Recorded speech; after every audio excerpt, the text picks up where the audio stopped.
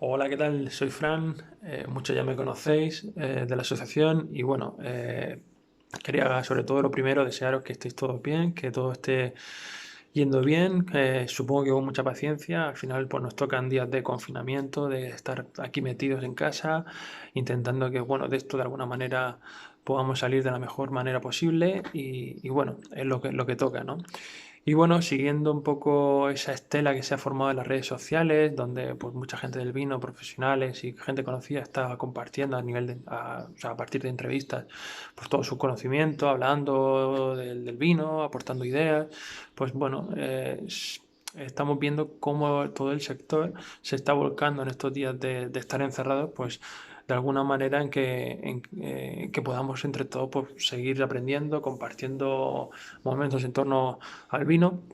Y viene un poco pues por ahí los tiros, ¿no? Es una iniciativa de la Asociación de Sumilleres de que podamos seguir teniendo esas reuniones, aunque sea de manera online, y compartir pues todo el conocimiento que cada uno de nosotros podemos tener, ¿no? En este caso no va a ser una cata tal cual, evidentemente, pero yo como sigue siendo o viene siendo habitual en estas charlas que se hacen online, en muchas plataformas de redes sociales, pues yo me he abierto un vinito para acompañar un poco la sesión. En este caso es Tagana Tinto de Envínate, es un vino canario elaborado con variedades autóctonas, con un perfil totalmente evidentemente atlántico, muy ligero, con un punto de acidez bastante chulo y con unos matices pues, que nos recuerdan a esos suelos más de origen volcánico. La verdad es que es un vino que a mí particularmente me gusta bastante. Y bueno, la idea de esta charla es que nos centremos un poquito más en lo que es la cata del vino. Normalmente, cuando vamos a la Asociación de Sumilleres, pues tenemos la oportunidad de catar muchos vinos, pero centrándonos quizá un poquito más en la región, ¿vale? La región o en un productor en concreto, en unas variedades concretas comparándolas, y eso es genial y es fundamental y debemos de seguir haciéndolo. Pero a veces la cata la hacemos muy rápido, en mi opinión. Como es lógico, pues tenemos solo 2 horas y muchas veces tenemos esa ansia viva por catar vinos, que catamos 12, 14, 15 vinos en una misma sesión y al final vamos catando muy rápido y quizá no le prestamos la atención que deberíamos a cada uno de los vinos de una manera que podamos entender mejor el porqué del vino, cómo está hecho, por qué el productor decidió hacerlo así, por qué el clima es de tal manera, cómo se representa en la copa, la madurez de la uva antes de cuando en el momento de la vendimia, la elaboración con raspón o sin raspón, las lías, la barrica, si un vino es mejor que otro o no, qué factores podemos utilizar a la hora de compararlo de una manera un poquito más objetiva. ¿Qué estilos, a qué estilo corresponde a nivel internacional en el mundo el vino que estamos catando? En fin, muchas pistas que nos puede dar un vino si le prestamos un poco más de atención. Y de eso se trata esta charla, ¿no? De que en la cata del vino prestemos un poco más de atención y podamos tener ciertas nociones para sacarle el máximo partido a una copa de vino. Tendréis una guía de contenido que simplemente es un resumen que os han pasado, donde he puesto pues básicamente una guía sencilla donde vamos a seguir unos pasos para hacer la charla, ¿no? Y uno de los primeros puntos que veis es el método de cata, rigidez, pone, ¿no? Aquí viene un poco por el tema de que normalmente en el mundo del vino encontramos pues gente que puede decir que tener un método de cata o seguir una metodología cuando catamos un vino puede ser algo muy encorsetado, muy rígido, que parecemos papagayos cuando catamos los vinos, que si la acidez alta, media o baja, el color no sé qué, siempre siguiendo la misma escala, y dejamos un poco la parte emocional o de sensaciones del vino. Y mi opinión es la siguiente, creo que es para nada excluyente, sino que las dos deben ir unidas. Es decir, la metodología de cata nos va a dar la herramienta fundamental para sentar las bases de nuestro conocimiento y entender el porqué de las cosas. Y poder expresarla de una manera que ya será más o menos estándar, centrada en lo más, digamos, técnico o no, o podemos con ese conocimiento que nos da la metodología de cata, sabiendo lo que tenemos entre manos y sabiendo de lo que hablamos, podremos expresar la sensación que nos proporciona ese vino. Porque cuando hablamos de emoción y de sensaciones, es cierto que podemos hacerlo de manera libre cualquiera de nosotros sin ningún tipo de conocimiento y es lo que a nosotros nos hace sentir un vino. Y eso es perfecto y es más, es lo que realmente merece la pena. Es decir, ¿qué nos produce un vino? ¿Qué sensación nos da? ¿No? Pero al final estamos hablando de gente profesional, que es lo que somos nosotros, nos dedicamos a esto en alguno de sus aspectos, Y al final, cuando hablamos de sensaciones está muy bien, pero realmente no podemos dejar de saber realmente lo que tenemos en la copa. Es decir, yo puedo decir que este vino me produce una sensación súper placentera al tomarlo, que me recuerda a una sensación súper etérea, liviana, con ese punto oceánico, atlántico que le da el clima donde se elabora y la situación donde está. Y hablar de una sensación un poquito más abstracta, pero sin perder el foco realmente en cómo está hecho, por qué es así, qué variedades hay detrás del vino y entender un poco la película entera en su conjunto. Y eso no quita que luego yo con la metodología que aplique, que se hace al final de una manera prácticamente automática cuando ya llevas práctica, al final yo con ese conocimiento, con esa información que me produce, que me proporciona la metodología de cata, voy a poder expresar de la manera que me dé la gana, ya sea de una manera más emocional, más sentimental, más de la emoción, o bien voy a poder hacer una cata súper técnica, mucho más yendo al grano, yendo a la parte más de elaboración o de clima o de terroir, o lo que sea, ¿vale? Pero al final yo decido, pero no pierdo el foco en la base, en el conocimiento, que es lo que no debe nunca de dejarse de lado. Es decir, que haya un conocimiento por lo menos mínimo de lo que estamos hablando, porque eso es lo que nos va a dar criterio para luego defender vino o no, ¿vale? Entonces, creo que la metodología es esencial y eso no quita que luego podamos expresarla de una manera mucho más emocional, ¿vale?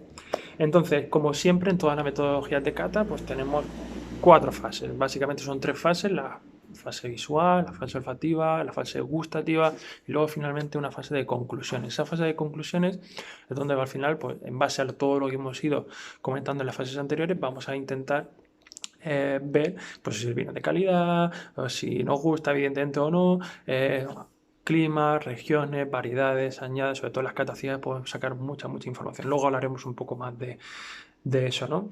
La fase visual, pues bueno, es una de las primeras fases donde normalmente las guías de críticas de vino, pues es la que menos puntúa normalmente, o es la que menos atención se le suele prestar, como es lógico. Eh, pero realmente podemos decir que la fase visual nos proporciona ya mucha información de cómo puede estar elaborado un vino, con qué variedades puede estar elaborado un vino, y entender un poco lo que posteriormente vamos a catar, ¿no? En las siguientes fases, ¿no? Entonces, en la fase visual hay una serie de factores donde, pues, analizándolos, nos da, como digo, cierta información.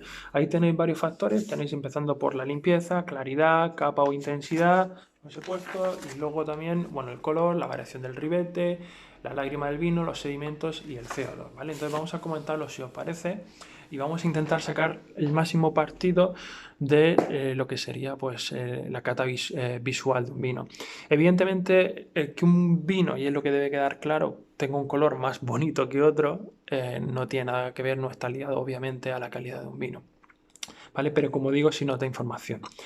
Lo primero que se mira en un vino es siempre la limpieza, es decir, si un vino pues básicamente no tiene ningún tipo de sedimento, ningún tipo de aspecto que nos pueda hacer pensar que el vino tiene algún tipo de problema de limpieza, algún tipo de problema enológico, ¿vale? Claridad. Aquí estamos hablando sobre todo de un aspecto donde al final va a estar muy relacionado también con varias cosas. Por un lado, evidentemente, con la filtración y la clarificación de un vino. Ya vemos un vino que está perfectamente cristalino, límpido, donde no vemos prácticamente nada de opacidad, vemos todo como muy reluciente, pues nos puede dar pistas de que ese vino se le ha llevado a cabo distintos procesos de clarificación y filtrado que lo han dejado pues, en esas condiciones mucho más estéticas y preparadas para el mercado, ¿no? Vinos, por ejemplo, tintos, donde vemos cierta opacidad, donde vemos cierta turbidez, pues puede ser síntoma de que el vino, evidentemente, pues no se ha clarificado, filtrado mucho, o prácticamente no se ha clarificado, o directamente no se ha clarificado o se ha filtrado. Por lo cual ya nos está dando una pista acerca de qué lado piensa un productor, es decir, si tiene una tendencia más a la intervención en el vino o por lo contrario es un vino elaborado por alguien donde prefiere intervenir lo menos posible y dejar que el vino se exprese pues, con toda su personalidad, con toda su esencia, filtrando lo mínimo posible para intentar pues, no restarle esa esencia o esa personalidad al vino, ¿no? También, evidentemente, si vemos un vino con cierta claridad, con mucha brillantez, podemos pensar también en una siguiente cosa, y es el pH y en la acidez. Normalmente vinos que tienen el pH algo más bajo y tienen mayor acidez, normalmente nos van a dar mayor brillantez, ¿vale? Entonces, al final podemos ver que vinos que vayan a tener posteriormente mayor sensación de acidez en boca, vamos a ver que en la copa normalmente pues tiene un color, perdón, una sensación de brillantez mucho más intensa. Sin embargo, vinos con menor contenido alcohólico de pH, pues podemos pensar de que, pues bueno, al final pueden tener una acidez o un pH un pH más elevado y por tanto una acidez, y también una acidez más escasa. Eso ya nos da, como digo, algunas pistas, ¿no? Luego, por otro lado, tenemos la capa o la intensidad, es decir, es la concentración de color. Es decir, ya viendo un color, si es más cubierto de color un vino o más ligero de color, podemos pensar en muchos factores. Por un lado, podemos pensar en la variedad de la uva, es decir, tenemos distintas variedades de uva en el mundo. Por ejemplo, los tintos, pues son variedades de uva con una piel mucho más finita, como puede ser una Pinot Noir o una Gamay, pues al final vamos a encontrar vinos que tienen una menor capa de color, es decir, vinos con menor capa. Entonces ya vamos a poder ver solo viendo la copa de que puede estar hecho, si el vino es muy pálido, o un color rojo, por ejemplo, pálido, que está hecho con variedades pues, de piel fina, ¿vale? También evidentemente va a estar ligado pues, a menores maduraciones en algunos casos y por tanto a climas mucho más fríos donde la uva madura algo menos y por tanto se generan menos pigmentos de color y por tanto tenemos capas de color mucho menos cubiertas, ¿vale? Variedades con piel mucho más gruesa, pues evidentemente nos dará vinos mucho más potentes de color. También va a estar ligado un poco a la elaboración, es decir, un vino con más cubierto de color nos puede dar pistas de que hay mucha más extracción en el proceso de elaboración. Un vino donde se ha extraído más de las pieles con mayores maceraciones más largas, a temperaturas más altas de fermentación, pues nos va a dar colores también mucho más intensos, ¿vale? Mucho más cubiertos. ¿Vale? Por tanto, ya nos está diciendo cosas sobre la variedad de uva empleada, cosas sobre la elaboración, ¿vale? Cosas incluso puede ser también relacionadas con el clima de mayor maduración, mayor cantidad de antocianos, ¿vale? Que respecto a climas mucho más fríos, ¿vale? Color, evidentemente aquí también influye estos aspectos que estamos comentando. En la variedad de uva, evidentemente, hay variedades de uva de piel gruesa que nos va a dar colores mucho más intensos, mucho más pigmentaciones, climas igualmente más cálidos, pues mayores maduraciones, mayor pigmento y mayor cantidad de color y colores quizá un poquito menos evolucionados, quizás menos hacia el granate y más hacia el púrpura. Va a depender mucho también de la variedad. Aquí también influye mucho la variedad en cuestión en el sentido de que hay variedades que por propia naturaleza su color es más rojizo, más granatoso y otros donde da colores mucho más púrpura, ¿vale? También pues alguna elaboración donde empleamos alguna maceración carbónica en vinos jóvenes con esos colores mucho más púrpuras y violáceos, pues al final nos va a dar también ciertas pistas. Normalmente los colores en un vino también pueden estar relacionados con la juventud. Normalmente los blancos, cuando vemos esos matices más verdosos, van a estar relacionados más verdosos o más platino, van a estar relacionados con la juventud, ¿vale? Sobre todo el color, bueno, los detalles o los reflejos verdosos están relacionados con la juventud en el sentido que, bueno, al final la clorofila, pues nos va a dejar esos detalles verdosos propios más en vinos jóvenes o de clima más al norte también, ¿vale? Normalmente está asociado con la juventud o con vinos más al norte o de clima más al norte, más frío. ¿Vale? En el caso por ejemplo, de los tintos, los colores morados o violáceos o púrpuras, como queráis llamarlos, pues están también ligados más hacia vinos un poco más jóvenes. Normalmente vinos con ese ribete, con esos matices más violáceos, suelen ser vinos que se han elaborado con mucho hace 2 o 3 años, normalmente. Vinos jóvenes, con que tengan cierta crianza, pero vinos que están elaborados con no mucho tiempo y por tanto no hemos tenido todavía esa degradación del color que va poco a poco precipitando y va evolucionando. Por tanto, aquí entramos en otro factor en el color que está relacionado con la oxidación. Es decir, un color que vemos que va en el caso de los blancos, de un amarillo pajizo hacia un amarillo dorado o ambarino, lo que ha habido es un proceso de oxidación, bien por la fermentación, por ejemplo, en una barrica y su posterior crianza, que al final hay un contacto con el oxígeno y hace que el color digamos, suba de intensidad, ¿vale? El matiz se oscurece o nos vamos hacia, como digo, hacia los dorados o hacia los ambarinos, ¿vale? En el caso de... También puede ser por la evolución en la botella, evidentemente. Crianzas en botella, crianzas en barrica, al final hay un proceso de oxidación que al final pues hace que el vino cambie su color, ¿no? En el proceso. Y en el caso de los tintos igual, pasamos de un violáceo, de un púrpura, hacia tonos pues, más rubíes, granates y luego pues más anaranjados o tejas cuando vemos que la crianza pues, son más largas, la crianza en botella, vinos con años, es decir, hay al final un proceso de oxidación que precipita el color y se oxida, ¿vale? Se oxida y precipita. ¿Vale? Entonces, variaciones del color, lo que es el ribete, es decir, cuando tenemos el ribete, vemos el ribete bajo la luz del vino, vemos que puede haber una cierta degradación del color desde el centro, que normalmente en los tintos pues, vemos que está mucho más opaco, hacia la punta, hacia el ribete, vemos que ese color pues, va pasando a distintas escalas, ¿no? Conforme el vino es más joven, normalmente vemos que el salto de gradación del centro hacia el ribete es mucho más corto. Vemos que hay un salto mucho más brusco, es decir, los colores no hay tantos pasos de degradación hasta llegar a ese color o ese matiz del ribete. Sin embargo, un vino que ha tenido una larga crianza, normalmente vamos a ver cómo va pasando de esos rojos un poquito más intensos hacia la punta, hacia el ribete, va perdiendo esos tonos de color y vemos que va prácticamente va desapareciendo ese pigmento, de manera que vemos que la capa o la carga de color es mucho más baja, son capas mucho más bajas cuando los vinos han ido pasando tiempo en la botella o con crianzas largas, ¿no? Entonces, para poder ver un dato como la edad de un vino, pues simplemente fijándonos en el color nos podemos hacer una idea un poco del proceso de oxidación que ha tenido y por tanto de qué edad más o menos puede llegar a tener un vino.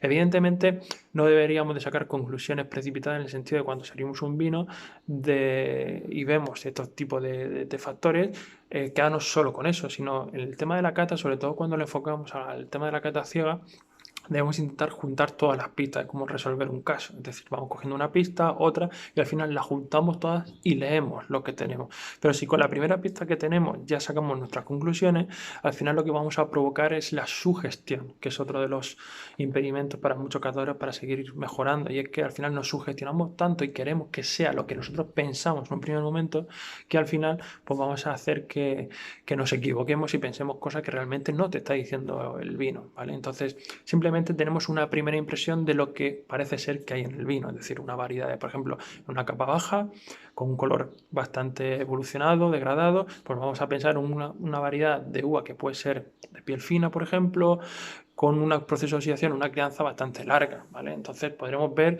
si luego resulta que una variedad de piel fina, como podríamos pensar, pues realmente se debe básicamente a la oxidación y parte de una variedad con una piel mucho más gorda, con mayor pigmento, pero que con el proceso de oxidación ha ido perdiendo capa. Entonces, digamos que vamos abriendo el abanico de opciones y vamos a ir estrechándolo poco a poco conforme vayamos confirmando a lo largo de la metodología de cata, de todos los pasos que vamos a seguir, ¿vale? Otro factor que podemos observar en la visual, la lágrima del vino, o las piernas del vino, o como el lloro del vino, que algunos llaman, ¿vale?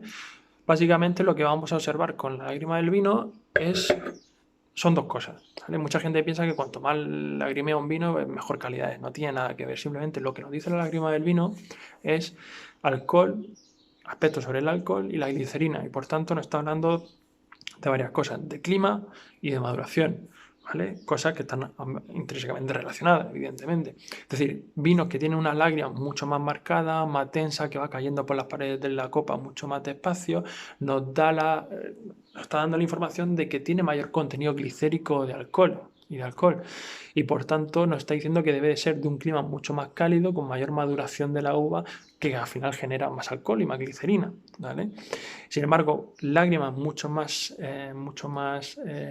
livianas, mucho más ligeras, que se marcan muy rápido y se marcan y quitan muy rápido de la copa, pues al final nos está diciendo que al final no hay tanto contenido de glicerol y de alcohol posiblemente y por tanto pues podemos pensar en un primer momento en un clima un poquito más frío con menor maduración. ¿Vale? Al final pues nos dice un poco también las sensaciones que podemos esperar luego en boca, mayor contenido glicérico y de lágrima, pues mayor volumen en boca, mayor quizá corpulencia, mayor contenido alcohólico, ¿vale? Sedimentos. Es decir, cuando notamos sedimentos en los vinos, tenemos que también diferenciar un poco, junto con otros aspectos que estamos viendo en el vino, si se deben a sedimentos de un vino joven, que tiene ya sedimento. ¿Por qué? Porque no ha tenido un proceso de clarificación y filtrado, porque está diciéndonos que ese productor prefiere no llevar a cabo esos procesos enológicos y respetar más el vino. Por tanto, ya nos dice un poco la filosofía detrás de la elaboración del vino que tenemos delante. Sin embargo, si vemos que es un vino con ese punto de oxidación que hemos visto en el color, con esa capa ya un poquito más degradada, y vemos también sedimentos, pues podemos pensar que esos sedimentos son fruto del mero proceso de oxidación de la materia colorante, ¿vale? Y por tanto, pues bueno, se debe también a un proceso de oxidación, como es obvio. También hablamos aquí de tratos que pueden estar presentes en la copa del vino y que nos dice pues, que no está estabilizado por frío y por tanto pues, pueden aparecer como es natural en vinos de menor intervención. Tema de sedimentos, cuando notamos también, ya no los sedimentos, perdón, aquí una cosa que no he mencionado antes en cuestión de la lágrima, en referencia a la lágrima, es que cuando vemos que esa lágrima también a veces nos tinta la copa, también nos está hablando un poco también de extracto, es decir, vinos con mayor extracto seco que al final tienen la capacidad de, pues, de pigmentar mucho más y por tanto nos está hablando también de mucha más maduración de la uva y de quizá, como decía, de uvas con piel más gruesa, ¿vale? Y por último, en la fase visual, el CO2. El tema del CO2, pues evidentemente puede ser algo que se genera en la fermentación alcohólica, bien la maloláctica, o bien se puede añadir al vino. A veces se puede añadir algo de CO2 también por el tema de conservar el vino, utilizar menos sulfuroso. Entonces vamos a notar a veces en algunos vinos pues ciertas sensación efervescente en la punta de la lengua o incluso alguna en la propia copa, síntoma pues, de que la fermentación se ha hecho hace poco tiempo o que se le ha añadido al final un poco de CO2 para mantener el vino un poquito más fresco durante más tiempo. En fin, es otro aspecto a observar y que nos puede decir cierta información del proceso de elaboración, ¿vale?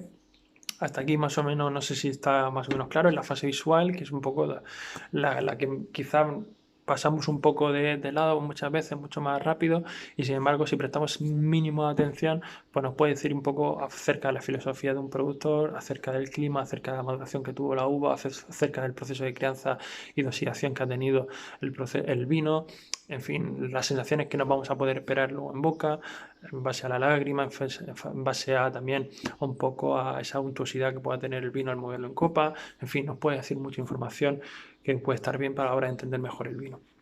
Fase siguiente sería la fase olfativa, ¿vale? Ahí tenéis distintos aspectos. La fase olfativa no se trata tanto como a veces nos gusta o cierta gente va buscando quizá cuántos aromas se encuentra y si es capaz de detectarlos, sino realmente lo que detectamos, por qué está ahí, ¿no? Es decir, qué información nos transporta, qué información nos puede decir algo útil a la hora de entender el vino y la filosofía detrás del mismo, ¿no? Entonces, bueno, al final una de las cosas que tenemos que hablar y que todo el mundo ya conoceréis son digamos, las tipologías de aromas, ¿no? Entre primarios, secundarios y terciarios. Evidentemente, creo que queda claro que los primarios pues, son los propios de la uva, de la fruta, ¿no? Es decir, aquellos propios de la variedad de uva que tienen sus características aromáticas propias de los compuestos que tienen. Y luego tenemos los aromas secundarios, que son los propios de la fermentación, de la crianza, que aportan pues, esos aromas propios de levadura, de lía, lácticos, en fin, de la crianza, esos tostados propios de, de la barrica o del proceso, o de la tinaja, en el caso que se ha hecho con tinaja.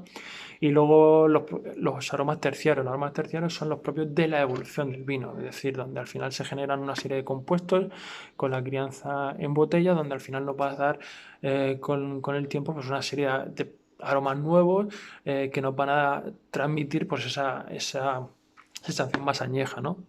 Propia del tiempo.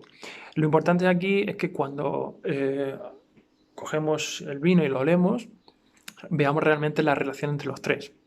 Es decir, primario, secundario y terciario. Hay vinos donde vamos a tener solo primarios y algo de secundarios. Otro donde vamos a notar que la elaboración está mucho más marcada, barricas mucho más marcadas, malolácticas, vamos a oler mucho diacetilo, en fin. O bien vamos a notar una serie de aromas mucho más terciarios, es decir, vamos a notar esos cueros, esas cajas de puro, el tabaco, el sotobosque, ese punto de humedad. Al final son distintas capas que en función de cómo estén sobrepuestas una sobre la otra, vamos a entender en qué punto se encuentra el vino. Es decir, si es un vino donde está en un punto más joven, más primario, donde o si está en un punto donde realmente notamos que es un vino ya mucho más en un proceso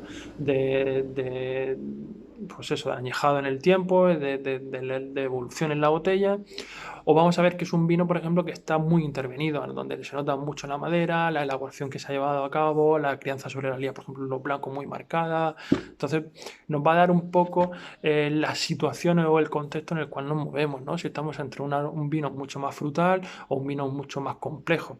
Ese será uno de los factores que luego utilicemos para determinar la calidad de un vino en comparación con otro, ¿vale? Entonces es importante saber eh, vale, esos aromas primarios, secundarios y terciarios los entendemos, sabemos lo que es cada cosa, pero vamos a ver en la copa cómo están interrelacionados unos de otros. ¿Qué porcentaje de terciarios hay? Es decir, si notamos solo fruta, un poquito de esas tostadas de la barrica, pero luego ya empezamos a vislumbrar ciertos cacaos, ciertos mentolados, hay un poco más de resina, cierto tabaco, pero muy sutil, pero no llegamos a esos cueros, vemos que está en un proceso de evolución donde empiezan a salir los terciarios, pero todavía no está todavía en su plenitud a nivel de terciario, es decir, un vino excesivamente evolucionado y por tanto podemos pensar en función también de la estructura a nivel tanino, a nivel de acidez, a nivel también de qué calidad de la fruta, si ese vino todavía puede evolucionar más y sacar todavía algo más de complejidad aromática, ¿no? Todo eso nos lo va a dar simplemente oliendo la copa, ¿vale? Entonces, como es lógico, pues dentro de estos aromas primarios, secundarios y terciarios tenemos muchos tipos. Los aromas frutales, al final, pues nos pueden decir mucho, ¿no? Ya no se trata tanto de decir si es fruta roja, negra o amarilla, sino realmente eh, por qué es roja, por qué es negra, por qué tenemos más cítrico, por qué tenemos más fruta tropical y sobre todo la calidad de la fruta. Es decir, ya no solo esa familia de fruta que nos recuerda cuando hablemos del vino, sino qué carácter tiene, si es más fresca, si es más ácida, si es más madura, si es sobremadura, porque nos va a hablar de muchas cosas. Nos va a hablar también un poco en perfil de la variedad, es decir, ciertas variedades, por ejemplo la ganacha pues suele tender más, evidentemente hay excepciones, hacia frutas más rojas, de Pinot Noir, o variedades pues más profundas, como puede ser la Monastrell, sobre todo con cierta intensidad, pues fruta más negra, o una Cabernet, ¿vale? Entonces nos va a dar un poco de señales de un poco también por dónde van los tiros en cuestión de variedades, pero sobre todo a nivel de clima, a nivel de maduración. Frutas más rojas se asocian con climas más fríos, donde hay un perfil un poquito más fresco, más ácido, ¿vale? Y frutas más negras normalmente lo vamos a asociar un poco más hacia climas más hacia el norte, ¿vale? Hacia el sur, donde hay mayor maduración, mayor horas de sol y por tanto tenemos una fruta un poquito más madura, ¿vale? Entonces, viendo un poco el perfil de esa fruta, más fresca, más madura, podemos situarnos un poco en el mapa a nivel de climas y de sensaciones de maduración. Podemos pensar también un poco en el punto de vendimia de la uva. Es decir, si vemos un vino que estamos viendo, por ejemplo, estamos catando a etiqueta vista, por ejemplo, no sé, un tempranillo de Rioja, pues podemos pensar que si las vemos esas notas un poquito mucho más sobremaduras, donde realmente no se deja ver otras cosas más que esa fruta excesivamente madura, pues podemos pensar que la vendimia fue un poco más tardía, o podemos pensar en una añada un poquito más cálida. Sin embargo, si un vino, por ejemplo, de una región que normalmente suele ser cálida, vemos que tiene cierta fruta un poquito más fresca de lo habitual, con un punto más de acidez, unido a todas las cosas que hemos ido viendo, podemos pensar que la vendimia pues, puede ser un poco más temprana con la idea de retener un poco más de acidez y hacer del vino algo un poquito más fresco, ¿vale? Entonces todo ese tipo de cosas también nos dan información bastante útil. El tema de, a ver que no se me olvide nada, que lo que tenía por aquí, bueno, sí, lo que he comentado, el tema de la añada, es decir, nos va a dar información de una añada más fría, más cálida en función de la calidad de esa fruta. A nivel de la oxidación, si vemos fruta muy sobremadura, donde nos da ya higo, pasas y demás, vino que ha tenido mucha más evolución o sobre maduración. ¿Vale?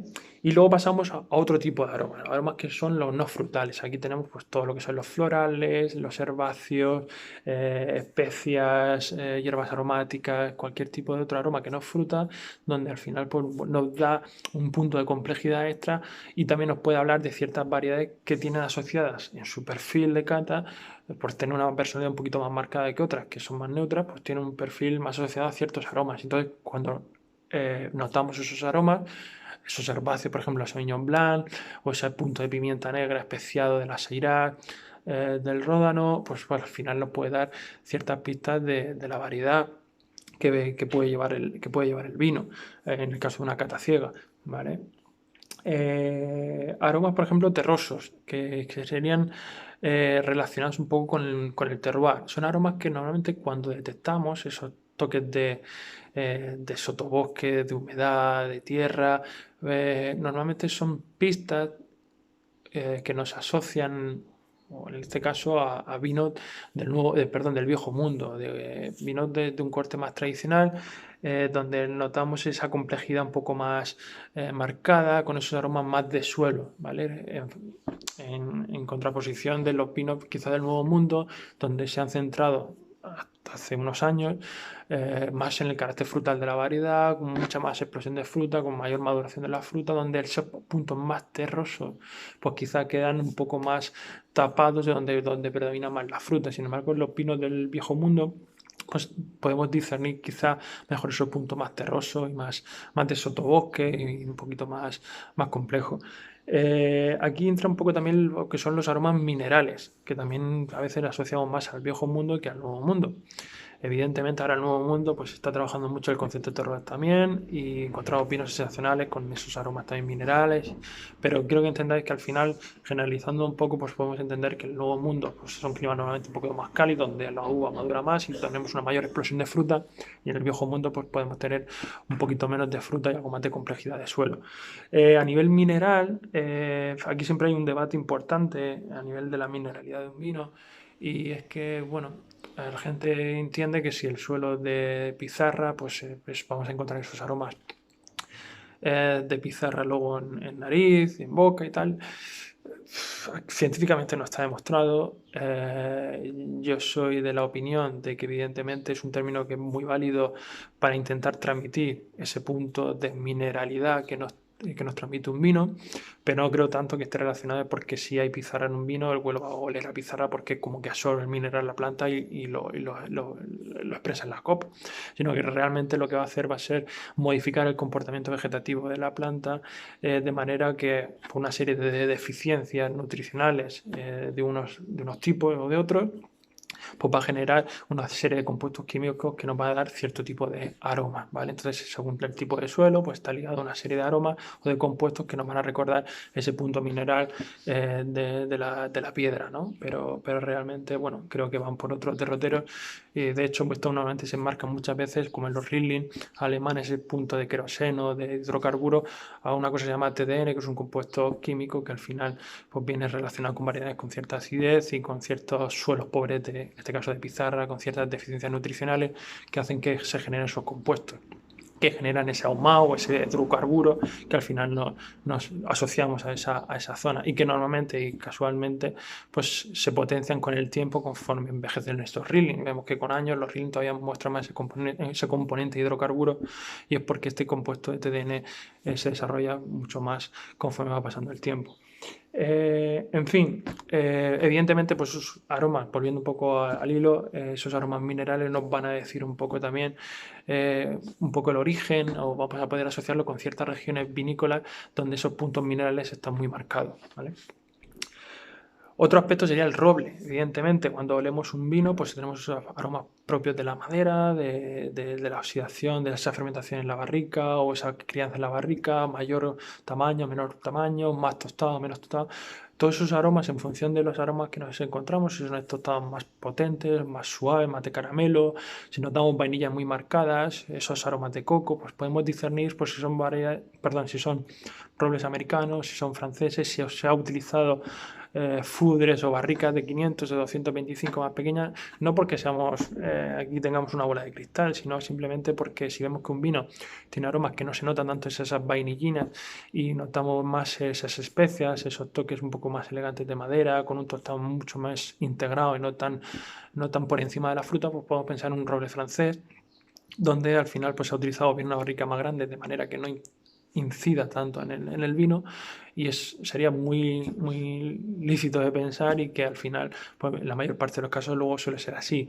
Evidentemente, si tenemos una barrica más pequeña, nueva, donde notamos, pues vamos a notar en el vino, pues notas mucho más marcadas de vainilla, de lactonas, mucho más densas, donde la fruta está mucho más quizá tapada por esos toques de madera.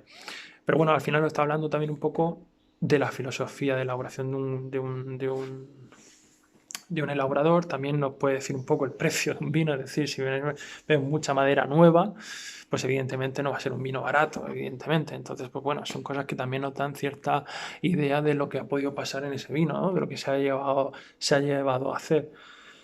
Especias igual, pues bueno, pues pueden estar asociadas también con la variedad o puede estar asociadas también, por ejemplo, con la barrica, ¿no? Hay cierta barrica, con sobre todo el ron francés, que es un poquito más especiado y al final pues nos recuerda a esas especias un poco más de clavo.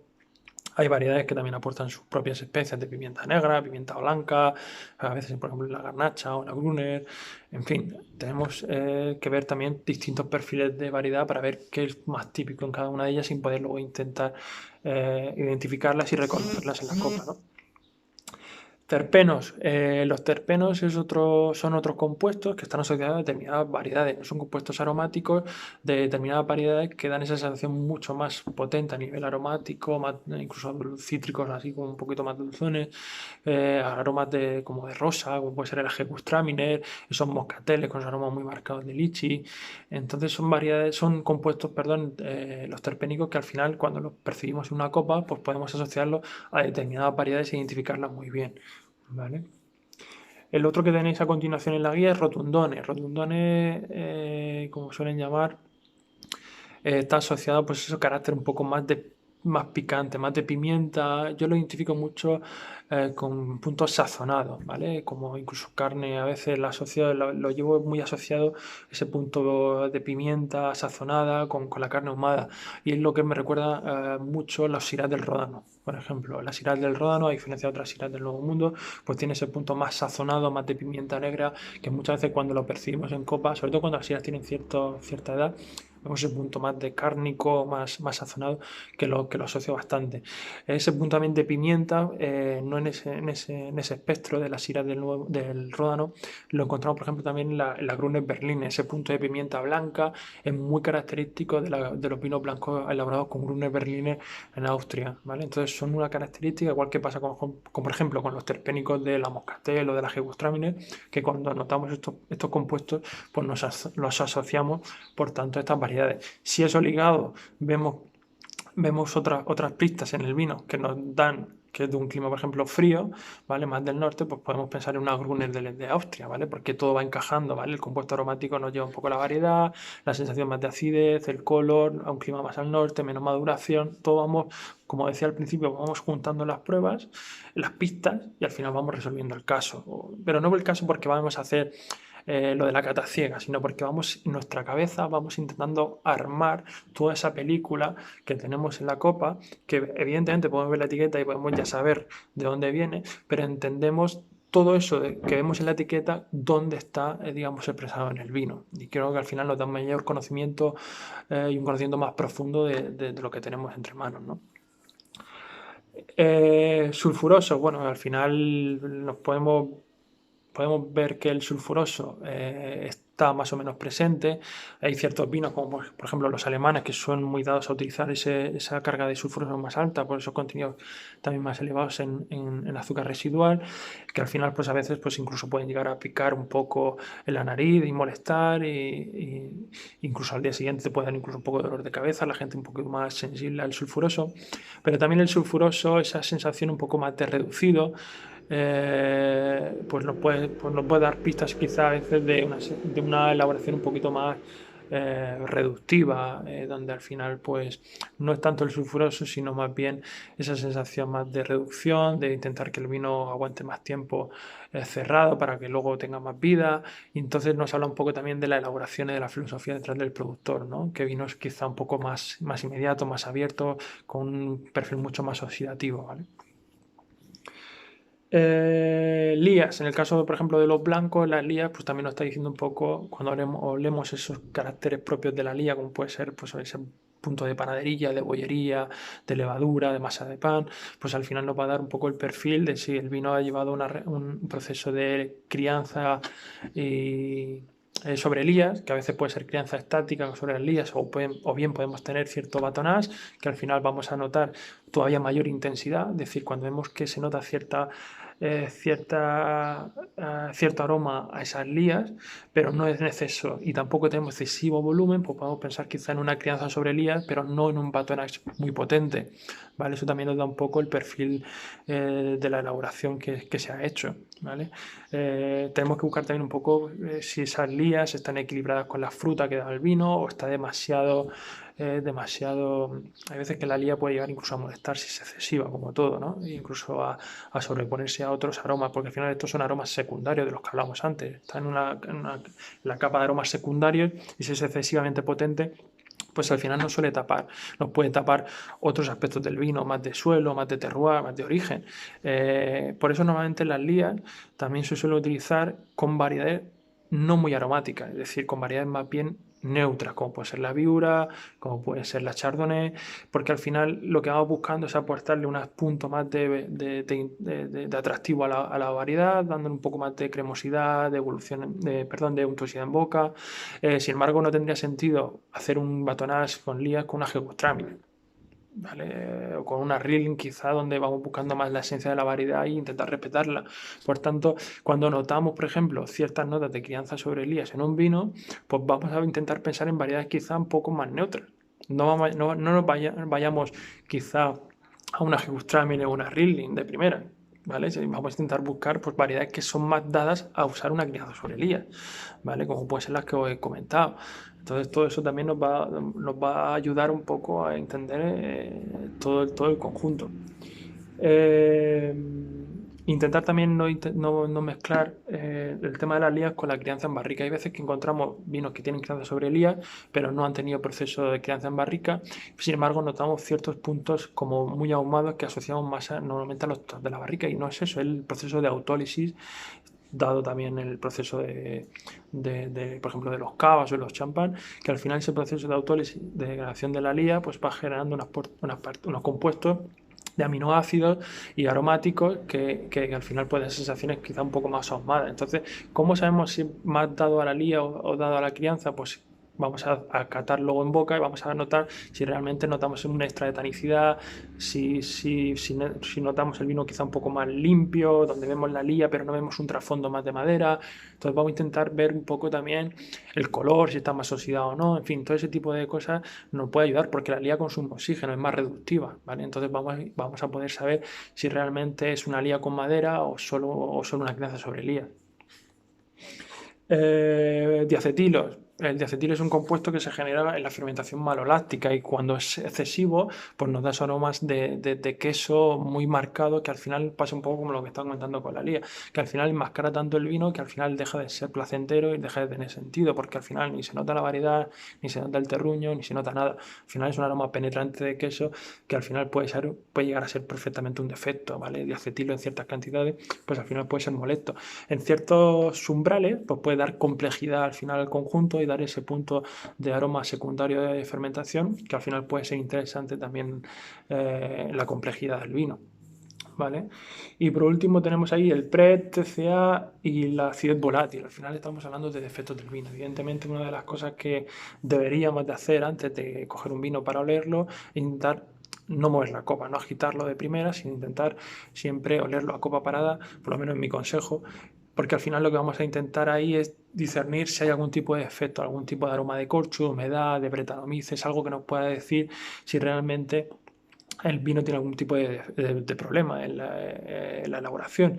Porque si de primeras empezamos a agitar la copa sin oler a copa parada, pues posiblemente si tenga algún compuesto TCA, por ligero que sea, pues vamos a hacerlo, perdón, más difícil para nosotros el hecho de diferenciarlo, porque al final se mezclan con los aromas propios del vino y puede ser más difícil de captar, ¿no? Entonces olemos a copa parada, vemos que el vino está franco, que está limpio, entonces ya agitamos y ya podemos ver un poco pues, toda la paleta de aromas que venimos contando, ¿no? Por lo menos esa es mi opinión y lo que yo recomiendo ya a cada uno que haga lo que quiera.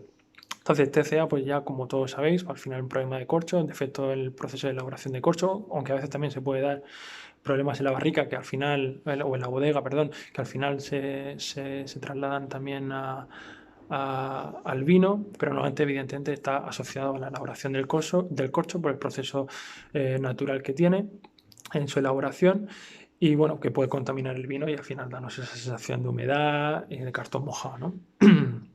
que al final lo que hace es que también elimina gran parte de la fruta, sensaciones más metálicas en boca, ¿vale? Es lo que pasa un poco también con el Pret, ¿vale?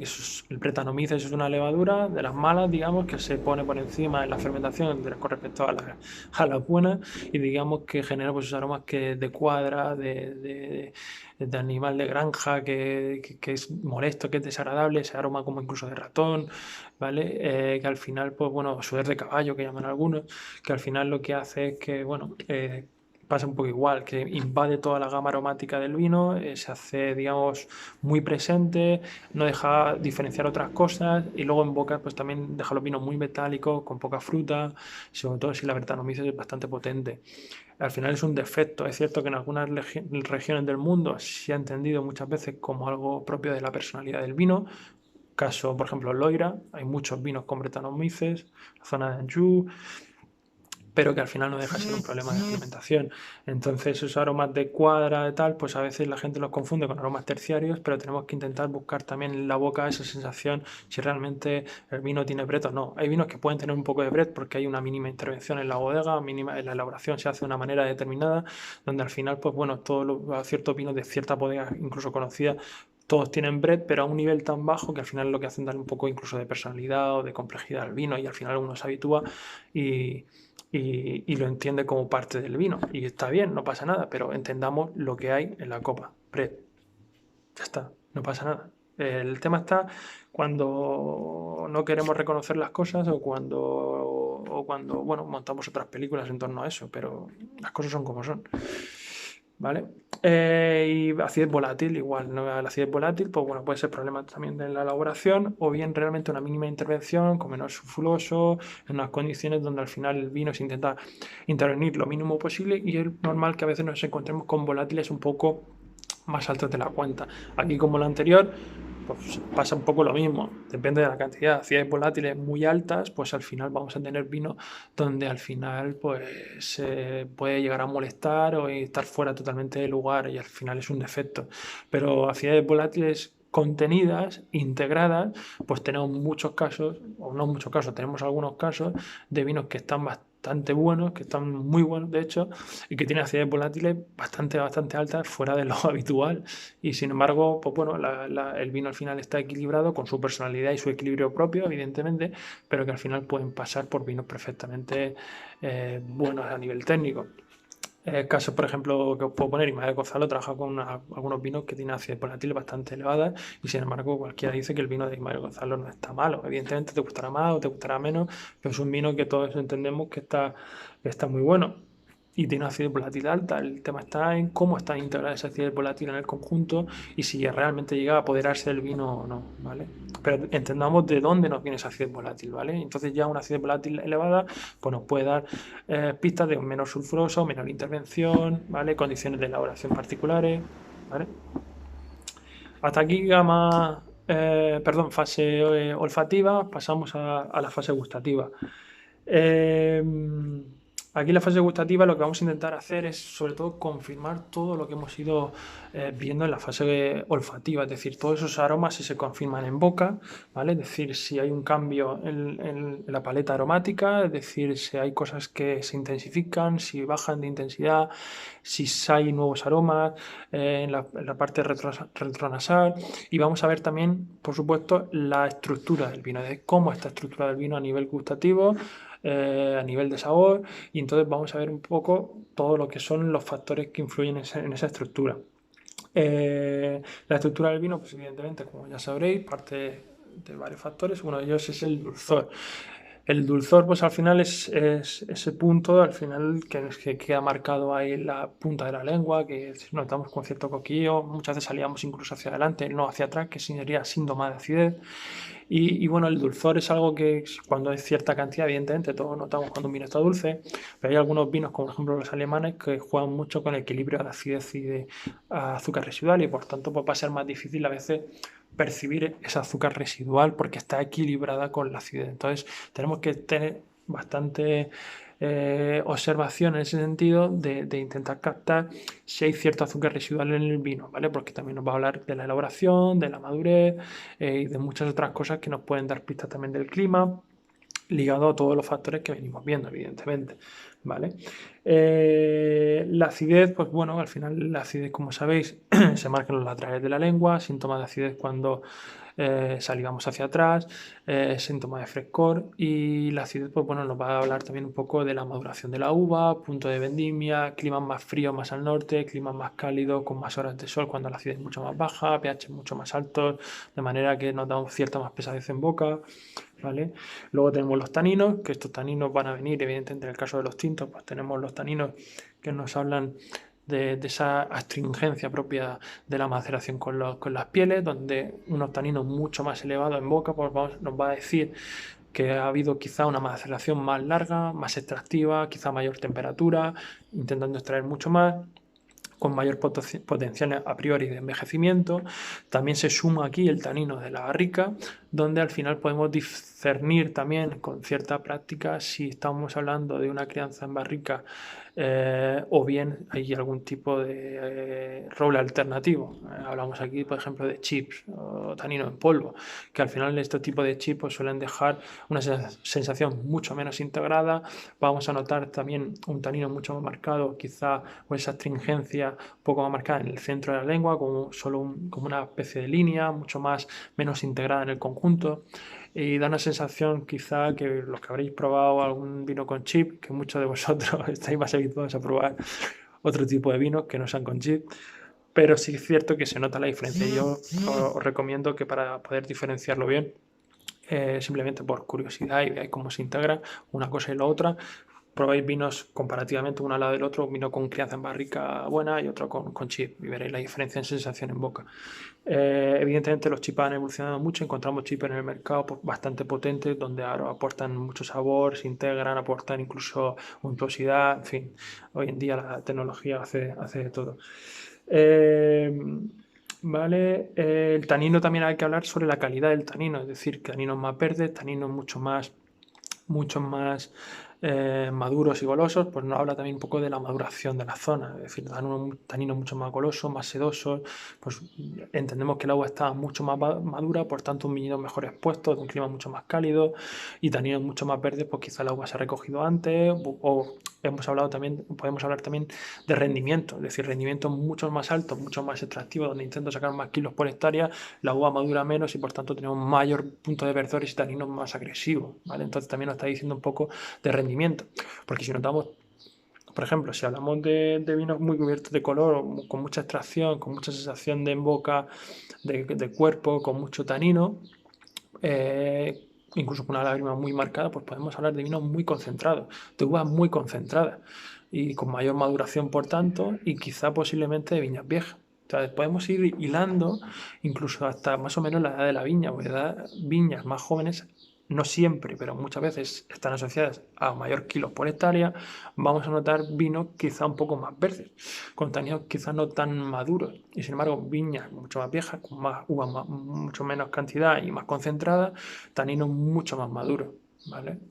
Eh, Más pistas, más, digamos, información que sale y que luego poniéndola en conjunto veremos a dónde nos lleva.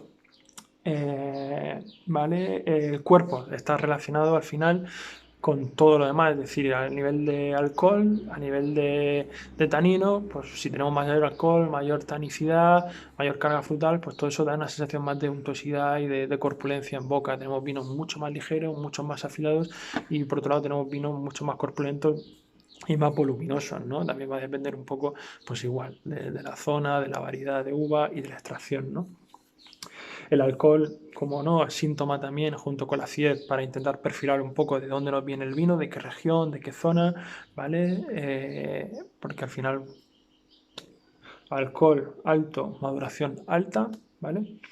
Eso también ligado al azúcar residual que hablábamos hace un momento, pues podemos también entender un poco de qué tenemos entre manos, ¿vale? Alcoholes bajos con mayor azúcar residual alto, ¿vale? Podemos entender, ¿vale?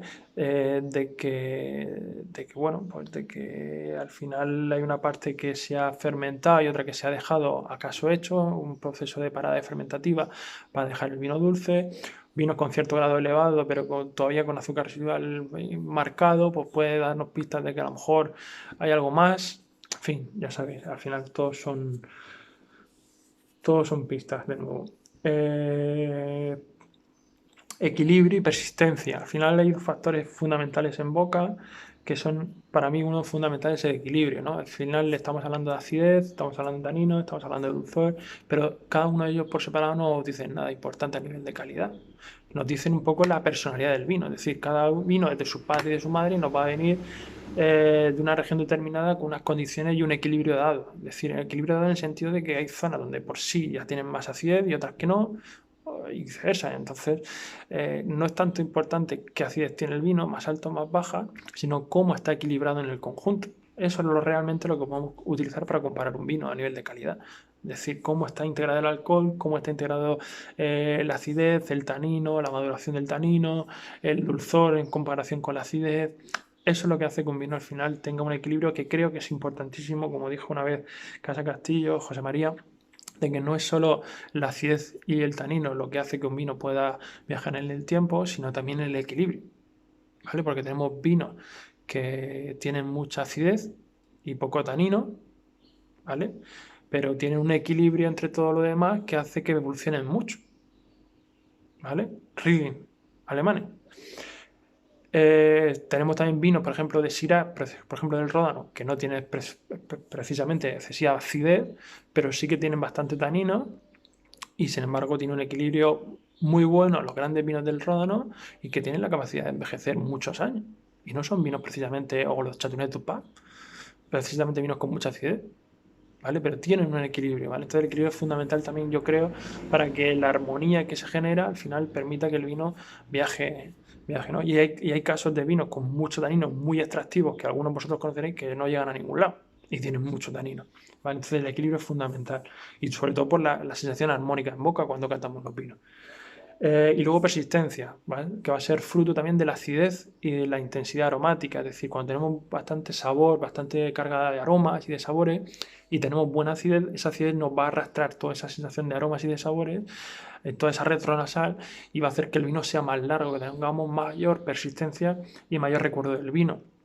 Entonces, claro, al final, pues un vino con un poco más de acidez, un poquito más de intensidad aromática, de concentración de aroma, va a ser más largo que otro que tiene menos acidez en principio y menos carga aromática, ¿vale? Entonces, la persistencia también es otro de los valores que utilizamos para poder medir la calidad en comparativa con otros vinos, ¿no? Y luego hay una serie de equilibrios que he puesto, es decir, como os he dicho, el equilibrio es fundamental en un vino, pero el equilibrio entre ciertos aspectos del vino, de la estructura, pueden ser interesantes de mirar, ¿no? Por un lado, pues el equilibrio entre el aroma y el alcohol, ¿vale? Que veamos que hay suficiente carga aromática en relación al alcohol, importantísimo para que se desplieguen esos aromas, sí, porque el alcohol es lo que hace que al volatilizarse pues arrastre todos esos aromas, pero que no esté por encima y moleste, ¿no? Y que nos deje ver un poco la complejidad del vino. Equilibrio fruta-roble, es decir, lo que siempre hemos hablado muchas veces, ¿no? El tema de no maderizar los vinos, es decir, que la fruta esté perfectamente o la madera esté perfectamente integrada en la fruta y deje de que la fruta se exprese, que se exprese el terroir y la región y la zona, la añada de todo lo que queramos, y que la madera sea simplemente el acompañante que permite que el vino viaje en el tiempo y que se afine, que redondee su acidez y su tanicidad, pero que no sea el protagonista del conjunto. Eso creo que es lo que debería de ser, y desde que pasamos ya la época intensa de Parker, pues creo que ha habido un cambio de tendencia hacia vinos de este estilo, ¿no? Equilibrio fruta-tanino, es decir, si tenemos buena tanicidad, un vino con cierta astringencia, necesitamos también buena carga frutal. Normalmente va a estar relacionada, pero necesitamos que ese equilibrio esté ahí en el vino, ¿no? Es decir, que esa tanicidad que suele tener un cierto amargor, pues haya suficiente fruta para que al final la sensación del vino sea agradable. Luego tenéis puesto también, os puse equilibrio fruta-amargor, igual, ¿vale? El amargor que se puede generar de prensado, de las pieles, de la maceración, de los taninos, pues al final haya fruta suficiente para equilibrar esa sensación de amargor. Ese punto amargo puede dar un poco de personalidad, seriedad en boca y que no resulte un vino pesado, excesivamente goloso, sino que ese punto amargor haga de contrapunto, pero excesivos amargores pues al final dejan de ser agradables, molestan y puede ser síntomas también de mala elaboración, prensados excesivos y al final, pues bueno, todo al final se nota, ¿no? Luego en la copa. Tanino, acidez, igual, dos cosas que son estructura del vino, pero que las dos deben estar también un poco en armonía en el sentido de que si tenemos mucha acidez y también mucha tanino, va a ser un vino complicado donde al final vamos a necesitar cierta fruta para que todo tenga una armonía, ¿vale? Acidez, azúcar, caso de Alemania, perfecto, vinos alemanes, azúcar residual con mucha acidez, donde tenemos un equilibrio al final perfecto, donde vemos que la acidez es suficientemente alta para que ese azúcar residual pues quede perfectamente integrado y no resulte pesado ni excesivamente marcado, ¿vale? Según el tipo de vino que estemos haciendo, obviamente. Acidez retronasal, pues evidentemente lo que os he dicho de la persistencia, si tenemos suficiente acidez en un vino, pues nos va a permitir tener una retronasal mucho más larga porque la acidez es la que nos va a restar toda esa carga aromática. Equilibrio, bueno, luego entre el amargor fenólico y el tanino. ¿Qué es esto? Hay ciertas variedades que tienen cierto amargor fenólico que a veces pueden confundirnos con la tanicidad propia de la barrica y a lo mejor no tienen barrica. Y esto puede pasar a veces, por ejemplo, con algunos Viognier o con algunos Grüne Veltliner de Austria que tienen un amargor característico, ¿vale? Pero que no está asociado al punto de la barrica, sino al punto fenólico de la variedad en sí. ¿Vale? Entonces tenemos que intentar diferenciar un poco esas sensaciones. Lo mejor catar comparativamente vinos que respondan a estos dos perfiles y compararlo y darnos cuenta realmente en boca de que es el amargor, pues bueno, es más bien de la variedad y no tanto de la barrica. Evidentemente podemos sacarlo por otras sensaciones. No hay aromas de barrica, no hay untuosidad propia de la barrica, ¿vale? Sino que tenemos un perfil mucho más austero y donde ese amargor es más propio, como digo, de la variedad. Alcohol, acidez, ¿vale? Aquí hay mucha gente que confunde la acidez y el alcohol y cuando está catando el vino, pues bueno, piensa que esa sensación refrescante a veces inicial del alcohol pues puede ser síntoma de acidez y todo lo contrario. Así siempre marcamos en los laterales, el alcohol notamos cómo pasa por la garganta y es justo cuando pasa por la garganta cuando notamos ese ardor, que realmente eso es el alcohol y la acidez lo que permanece. Una vez que pasa al alcohol, lo que permanece es la acidez, ¿vale? Y es importante tener también cierto equilibrio. Acidez y alcohol, pues bueno, normalmente también están en cierta sintonía, pero como siempre que estén integrados tanto la acidez como el alcohol, que no haya un alcohol excesivamente potente, que no se enmascare todo, que lo haga pesado y tampoco una acidez excesivamente mordiente que al final deja el vino de una manera demasiado afilado y muy poco agradable, ¿no? Sino que sea una acidez que tenga donde integrarse. Por eso necesitamos también que haya suficientemente fruta para que esa acidez vaya acompañada de lo demás y no sea solo un vino ácido, ¿vale? Terroir versus no terroir. Al final aquí, bueno, podemos notar igual que a nivel de aromas, a nivel de sabor, esa sensación mineral, salina a veces, que podemos, por ejemplo, en algunos vinos de Jerez o en algunos otros vinos o en champán, esa sensación salina, mineral, calcárea, pues a veces se nota en boca también, ¿no? Esa sensación que es más una percepción realmente que, como os decía, realmente un hecho de que al final aquí el mundo intenta simplificarlo todo como es lógico para entenderlo, pero al final, pues bueno, esa mineralidad pues, quizá tienda a otras cosas y no tanto a simplemente que la cal está ahí en la copa de vinos, ¿vale? Pero bueno, sí que es cierto que se nota ese punto salino, más austero, más afilado, ¿vale? En el caso de estos suelos, o en otro caso de suelo, pues de pizarra, pues notaremos otra serie de sensaciones quizás, ¿no? Eh, y los vinos que no tienen terror, pues vamos a notar un perfil más de fruta, menos de suelo, donde al final lo protagonista es lo primario y no tanto pues ese punto, como decía, de complejidad propia de una región en particular. Hay regiones en el mundo porque tienen unas particularidades de suelo, clima, variedad, que al final pues bueno, dan una serie de notas muy características que nos permiten identificar los vinos, ¿vale? Y eso en boca pues también lo podemos confirmar, ¿no? O en la nariz podemos a veces no notarlo mucho y luego en boca sí o viceversa.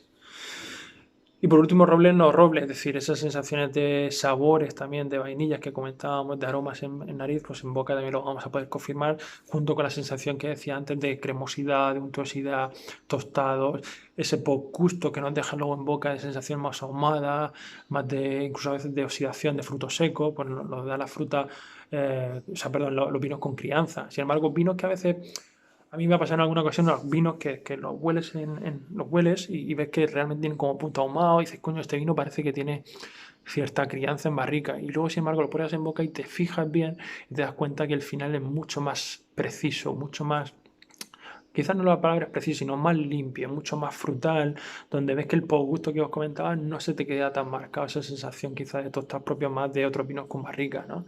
Entonces, como siempre es lo que os digo, no quedaros con la primera sensación, sino intentar ir confirmándolo todo a lo largo de las distintas fases. De ahí lo bueno de tener una metodología de cata.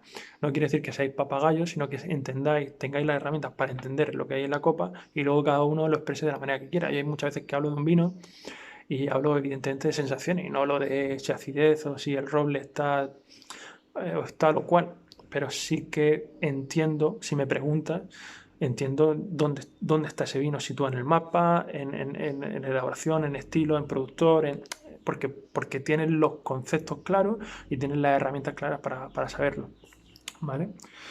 Y por último, ya termino fase de conclusiones. Bueno, aquí donde en base a todo lo que hemos ido viendo, vamos a hacer unas conclusiones, por ejemplo, una cata ciega, pues región. Por eso se puede saber, cuando vemos esto de los documentales de SOM o el Master Sommelier o Master of Wine, que pueden llegar a sacar la añada, la variedad, la región concreta, o la denominación de origen, porque al final, siguiendo este tipo de patrones, con cierta práctica y cierto registro de memoria a nivel de vino, de haber catado, pues podemos llegar a eso, por supuesto, porque todo aquí tiene un porqué y tiene un origen, todo lo que hemos visto.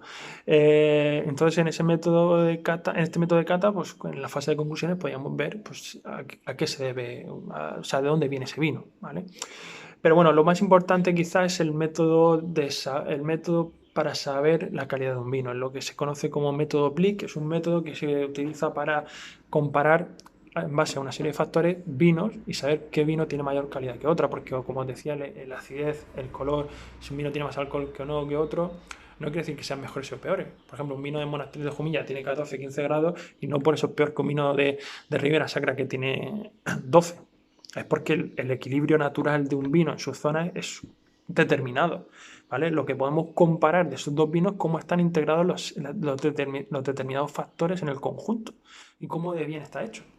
Y ahí es donde entra el método Blick, que significa Balance, Length, Intensity and Complexity. Viene del inglés y bueno, es equilibrio, longitud o persistencia, intensidad y complejidad. ¿Vale? El equilibrio, lo que hemos comentado, cómo está equilibrado todo, es decir, vemos cómo está la acidez, el dulzor, la tanicidad, el alcohol, el cuerpo, todo en equilibrio. Longitud, persistencia, vemos que un vino tiene mayor persistencia, mayor recuerdo en boca conforme lo hemos catado, es un vino de mayor calidad que otro que es mucho más simple, mucho más corto y que apenas dura en el recuerdo, ¿no? Intensidad. Aquí hay distintas opiniones. La intensidad hay gente que piensa que no está tan relacionada con la calidad, porque va a depender un poco también de la elaboración. Es decir, vinos más intensos, pues porque a lo mejor hemos extraído más, hemos hecho maceraciones más largas, o de climas donde al final tenemos mayor maduración. Pero bueno, al final un vino de poca calidad sí es cierto que tiene menos concentración, porque normalmente está asociado a rendimientos más altos, donde la uva al final tiene menos concentración y al final, pues bueno, eso se nota en la intensidad de aromas y de sabor en boca, ¿vale? Pero al final tenemos que intentar diferenciar esos dos casos, ¿no? Es decir, si estamos hablando de una intensidad más propia de un vino de baja calidad porque no tiene concentración suficiente, o realmente estamos hablando de un vino por la elaboración, ¿no? Y por el sentido que se le ha querido dar, ¿vale? ¿Por dónde iba? Complejidad, complexity, ¿vale? Básicamente aromas, sabores, es decir, un vino que sabe o huele todo a fruta, hueso, albaricoque todo el rato, pues menos complejo que un vino que tiene aromas cítricos, de fruta de hueso, a especias, hierbas aromáticas, luego toques también de suelo, de sotobosque. Al final hay una paleta diferente de aromas que nos da más complejidad y por tanto más placer y es un vino de mayor calidad, tiene mayor personalidad, no, perdón, no mayor personalidad, sino mayor complejidad, que al final es algo que es lo que se busca en un vino también, ¿no? Que tenga esa diversidad de aromas y de sabores. Entonces, una de las cosas que vemos también es el dinamismo, es decir, vemos cómo unos aromas van cambiando poco a poco en la copa o cómo van cambiando de nariz a boca. Vemos que en nariz nos huele a unas cosas y luego en boca extraemos todavía otra serie de aromas y de sabores mucho más diferentes, ¿vale? Entonces, al final hay un dinamismo, hay una complejidad y ese dinamismo, pues al final es mayor calidad, ¿vale? Cata ciego, ya he comentado un poco, ya ese es el método, el Blick, ¿vale? Para poder comparar realmente con factores que realmente sean, entre comillas, un poco más objetivos, ¿vale? La cata ciega, pues bueno, conclusiones que vamos a sacar y que todos entendéis. Entonces, una de las conclusiones que vamos a sacar es si el vino que tenemos, por ejemplo, en la copa es propio más de un clima frío o más o de un clima cálido, es decir, ligado un poco al anterior de la cata ciega. Es decir, si vemos que tenemos un tinto de capa baja con colores pálidos, ¿vale? Tenemos un color más brillante, tenemos, por ejemplo, una sensación en boca mucho más fresca, con una acidez mucho más marcada, con menos contenido alcohólico, con un cuerpo mucho más afilado, con unos aromas que nos recuerdan también un poco al sotobosque, a la fruta roja, pues a lo mejor podemos pensar un punto también ahí por ejemplo, de especias. Podemos pensar, por ejemplo, a una Pinot Noir de un clima frío, ¿vale? Porque vamos viendo que según el color va respondiendo a una serie de variedades. Podemos responder también a un clima un poco más frío por la acidez, por el color menos intenso, menos cubierto. Entonces, todo este tipo de pistas que hemos comentado, pues al final en la conclusión podemos ver en qué situación o en qué lugar del mapa lo podemos poner.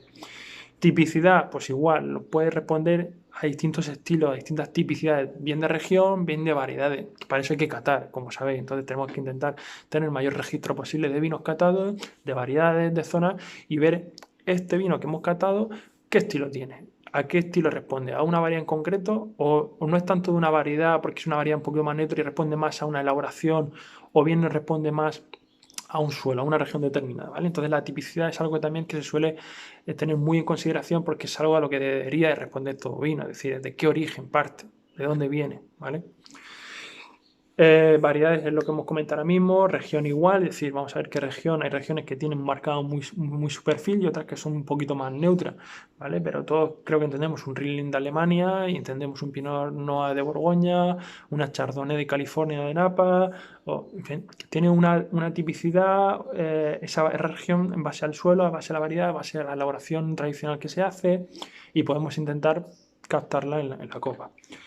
Potencial de envejecimiento, perdón, añada, que me he saltado. Añada, básicamente, pues vamos a ver esa calidad de fruta que nos da el vino, esos aromas frutales, si son más frescos, si son más maduros, si vamos a notar más sensación de acidez o no, para responder a esa añada. Es decir, si podemos pensar en una añada más cálida o en una añada más fría, ¿vale? Al final, pues si estamos ya claros en una región, por ejemplo, Rioja, pues vamos a tener que saber las últimas añadas que ¿cómo ha sido? Evidentemente, para poder sacar la añada. Es decir, si sabemos que la 2003 fue muy cálida, la 2003 fue fría, fue una añada complicada, pues todo eso vamos a entender que tener en la memoria, en la cabeza, para poder, cuando catemos el vino, ver un poco qué grado de oxidación tiene el vino, o mejor dicho, de evolución tiene el vino, en base a los terciarios, en base a la complejidad que tiene, y luego ver esa estructura de acidez de tanino, de maduración de todo y ver a qué responde, a qué tipo de añadas responde, ¿vale? Y en base al conocimiento que tenemos de añada, elegir una. Es decir, vemos que este vino, catándolo, pum, pum, pum, siguiendo todos los pasos, pues tiene que tener más o menos X años y en base a esos X años, pues si he hecho cuenta atrás, responde más a una, por ejemplo, a una 13 o una 12, pero la 12 fue de tal manera, la 13 fue un poquito más fría o con menor maduración, con vinos un poquito más verdosos, me cuadra por aquí, 13. ¿Vale? Y así más o menos cómo se hace. Potencial de envejecimiento, pues igual, vemos un poco en qué punto del vino está, a nivel de aromas primarios, secundarios, terciarios, vemos la estructura de tanicidad, acidez, vemos un poco si tiene todavía o no, pues, porque un vino, por ejemplo, muy sobremaduro o con poca acidez, pues al final si lo dejamos más tiempo, pues al final se va a sobremadurar todavía más y no va a tener sentido ninguno. Va a ser un vino muy pastoso, muy pesado, sin apenas acidez y encima los aromas frutales mucho más pastosos, con otro tipo de aromas que al final no tienen mucho sentido más allá de esperar, ¿no? Entonces, pues, el potencial de envejecimiento lo vamos a determinar con acidez, con tanino y evidentemente también con equilibrio, cómo está todo el conjunto en base también a esos aromas frutales, si son más frescos o son más maduros ya. Método de elaboración. Evidentemente, las conclusiones pues podemos pensar, por todo lo que hemos dicho, si una elaboración menos intervenida o más intervenida, más clásica o más alternativa, con otro tipo de perfil un poquito más natural, con menos tratamiento de sulfuroso, con esos aromas propios de los vinos naturales, por ejemplo, que nos dan esas pinceladas a veces un pelín más de acidez volátil un poco más marcada, en fin, todo ese tipo de cosas nos lo dice el estilo de elaboración en base a todo lo que hemos visto. Hedonismo, pues evidentemente aquí entramos en lo que os comentaba de sensaciones, de si nos gusta o no nos gusta, lo que nos recuerda este vino, dónde lo encajo yo en mi memoria en comparación con otros vinos, si es un vino para mí de una manera o de otra. Entonces, pues aquí hablamos ya de los gustos y preferencias de cada uno, pero al final no debemos de intentar ser, entre comillas, lo más objetivos posible, siguiendo, como digo, una especie de guión que usaremos o no para expresar el vino si lo consideramos oportuno. Y si no, pues hablaremos de sensaciones y ya está, pero siempre con un criterio detrás, ¿vale? Y por último, calidad-precio. Como siempre, pues no es lo mismo un vino de 50 euros que nos da una complejidad extra, con una sensación mucho más placentera que un vino pues, de 3 euros que a lo mejor es mucho más simplón, más sencillo, con menos complejidad, con menos concentración, o viceversa. Vinos que tienen mucho más precio y sin embargo no nos dan un extra de complejidad o de equilibrio, o de sedosidad en boca o lo que sea. Entonces tenemos que tener en cuenta a la hora de calibrar y ver si un vino realmente tiene más o menos aristas o está por pulir, pues realmente cuánto tenemos que pagar por él. Es decir, si es un vino que realmente tiene un vino ya importante, un precio importante, pues realmente vamos a pedirle un extra de cosas, ¿vale? Entonces tenemos que tener en cuenta, perdón, ese contexto. ¿Vale? Y hasta aquí la fase de conclusiones. Son muchas cosas, muchos conceptos que estamos viendo. Evidentemente podemos incluso profundizar en algunos de ellos mucho más, pero la idea es que vierais, sobre todo que os dierais cuenta de que la cata del vino pues, puede ser algo bastante chulo, complejo, si le prestamos un poco más de atención. Y al final es la herramienta que utilizamos para todo esto que hacemos, que es el mundo del vino, ya sea para catar vinos que estamos elaborando, para venderlos y recomendarlos, o para lo que sea, o para escribir sobre ellos, para opinar, para lo que sea. Entonces, al final, una metodología de cata y un conocimiento detrás a nivel de enología, viticultura, de estilos de vino en el mundo, pues buscando su lugar en toda esta estructura, pues podemos tener una herramienta súper potente para entender mucho mejor un vino, incluso llegar a enamorarnos mucho más de él cuando realmente sabemos el porqué de cada cosa que hay ahí. Evidentemente, cada uno hace el vino lo que cada uno quiere, y para uno el vino es lo que uno quiere. Y entonces, como digo, no es una lucha, no hay que luchar método entre la metodología y las sensaciones más abstractas y profundas y emocionales de cada uno. Son perfectamente, creo que, conjugables todas y al final creo que una cosa enriquece mucho a la otra. ¿Vale? Lo último que os he puesto es propuesta de ejercicio. Básicamente aquí era comentaros que lo ideal es que catéis todo lo que podáis, como sabéis, y que sé que hacéis todo lo que podáis, catar y catar, pero catéis siempre buscando un poco la comparación, buscando, por ejemplo, si queréis profundizar en los vinos con crianza o con crianza sobre elías, pues que tengáis vinos sin crianza sobre elías, otros con crianza sobre elías, veáis las distintas regiones en el mundo donde normalmente se elaboran vinos con variedades neutras con crianza sobre elías y los catéis, veáis cuándo es una crianza sobre elías estática o cuando hay un batonage detrás, qué sensaciones aporta en el vino, que catéis distintas variedades de perfiles diferentes, frío con clima cálido, nuevo mundo, viejo mundo, chardonnay de Napa, chardonnay chablis, en fin, ese tipo de cosas que al final al compararlas y ponerlas juntas nos van a permitir tener una memoria organoléptica muy potente y a la cual vamos a poder recurrir a la hora de hacer una cata de cualquier otro vino y poder situar cada cosa en su sitio, ¿vale? Entonces, la propuesta de ejercicio es básicamente que catéis comparativamente distintos vinos buscando un factor concreto, ¿vale? Variedades de piel fina, variedades de piel gruesa, mayor extracción en los vinos, menor extracción, raspón, que aquí no hemos comentado mucho, pero bueno, el raspón al final influye también en la sensación fresca de algunos vinos, cómo se integra ese verdor del raspón a veces o no. Entonces, todo ese tipo de cosas nos permite no solo un conocimiento gustativo y organoléptico, sino también un conocimiento, nos permite integrar más el conocimiento teórico que tenemos todos de todos los libros que leemos, las sesiones que hacemos por ahí, charlas y conferencias, ¿no? Al final en la cata es donde al final lo integramos todo y lo ponemos en su contexto.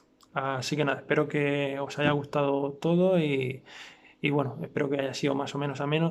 Y si alguien tiene alguna pregunta, alguna cosa que quiera preguntarme, pues básicamente que me escriba por la asociación o doy mi mail y me escribís y cualquier cosa que pueda ayudaros, pues aquí estoy. Así que nada, muchísimas gracias por todo y a seguir con paciencia este confinamiento. Gracias.